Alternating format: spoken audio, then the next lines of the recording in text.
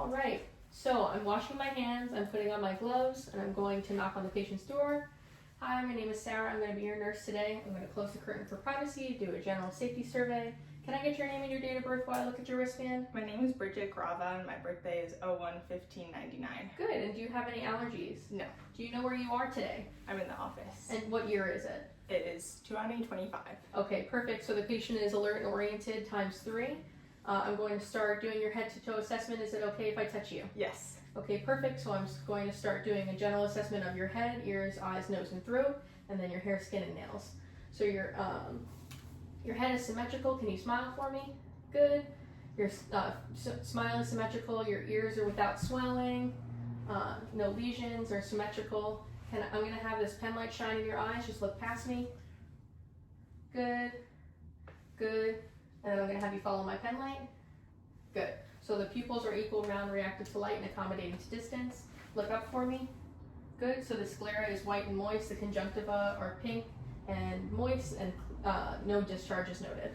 I'm going to have it look up in your nose, so just look up for me. Good. The mucosa is pink and moist. There's no discharge. Now open your mouth. Stick your tongue out. Say ah. Ah. Good. So the tongue is well hydrated. There's no lesions. The mucosa is pink and moist. So now I'm going to go to your hair, skin, and nails. Your hair looks full. Your nails are strong. They're not brittle. And then your skin texture is good. It's smooth. The skin turgor is elastic. Your temperature is warm. And there's no swelling. And now if the patient had any wounds, I'd be assessing for appearance, size, drainage, dressing, and drains. So now we're going to move on to respiratory. Do you have any pain or discomfort with breathing or any chest pain or cough? No. Good. So now I'm going to inspect for any accessory muscles, if the patient's using any accessory muscles to breathe. Then I'm going to auscultate starting with the apex and going to the base in a zigzag pattern across the chest and then across the back. Just breathe in every time I touch you. Good. Good. Good. And I'm assessing for rate, rhythm, and depth while I'm doing this.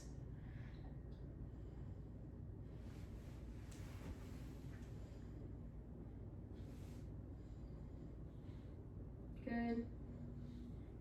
Good. Good. Good. In the beginning, I'm raising the bed to a working height, and I'm making sure that the side rail is down before I start this assessment. I'm moving on. I'm going to do your vital signs. So I'm going to take your temperature here. Just hold that in your mouth. And I'm going to take your pulse ox. Good. So the temperature is 98.6. Pulse oxygen is 100%, so the patient doesn't need supplemental oxygen. Now I'm going to check your pulse. Pulse is strong. All right. Pulse is 86 beats per minute. Respirations is 16, which is within normal limits. I'm going to check your blood pressure. And I would have the patient remove their clothing on their arm for this, so I'm bare skin.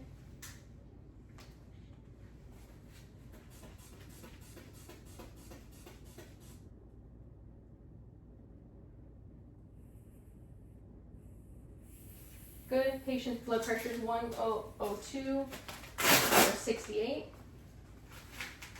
Good. So now I'm going to move on to pain. Do you have any pain today? No. Good. I would ask if the patient did have pain on a scale of 0 to 10, 0 being no pain, 10 being the worst pain they've ever experienced, if they're having what their scale of pain is. I would ask when the pain started, where is the pain located, how long it's been going on for, what does it feel like, anything that's making it worse, anything that's making it better, and what they've been doing to treat it. So now I'm going to move on to my cardiac. I'm going to assess the apical and peripheral pulse at the same time. So they're equal, rate, volume, and rhythm. Now I'm going to do all of my auscultations for all of my valves. So I'm doing my aortic valve, which is second intercostal space, right sternal border. Then my pulmonic valve, which is second intercostal space, right sternal border. Third intercostal space, aortic is second intercostal space, right sternal border. Pulmonic is second intercostal space, left sternal border. Erb's point is third intercostal space, left sternal border.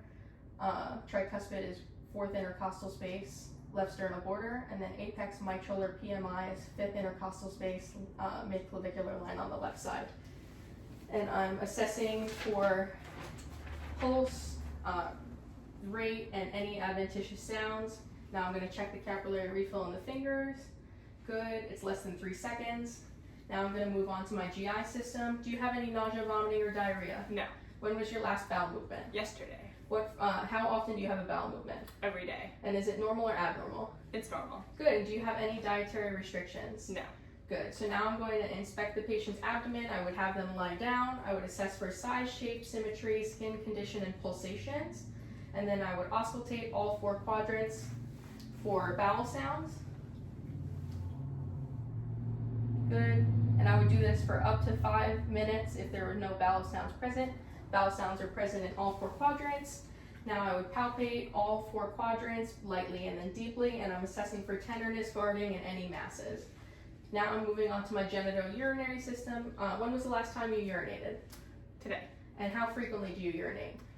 6 times a day. All right, and is your pee normal or abnormal? It's normal. Okay, so I would assess for intake and output, how much the patient's drinking and how much they're urinating. If they have a Foley, I would be assessing for skin breakdown, checking for the placement, making sure it's secured to the thigh, make sure there's no kinks in the tubing. The bag is hanging on a stationary part of the bed, and I would note the volume, color, and clarity of the urine.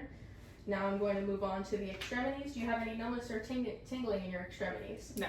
Good. I'm going to palpate pulses. I'm going to do temporal, carotid one at a time, brachial, radial, femoral, popliteal, posterior tibial, and dorsalis pedis.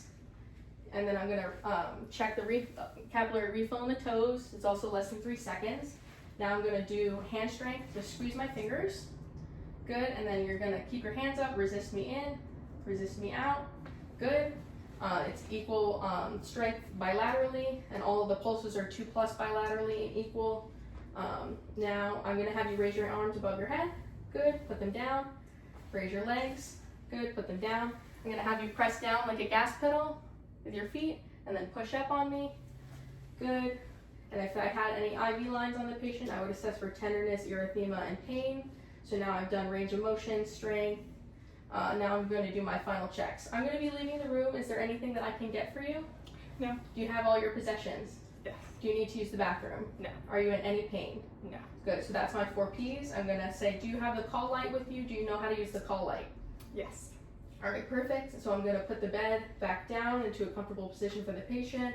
I'm going to put the side rails up. I'm going to lower the bed to the lowest position. Then I'm going to take my gloves off, wash my hands, and I'm going to leave the room. Thank you and have a great day.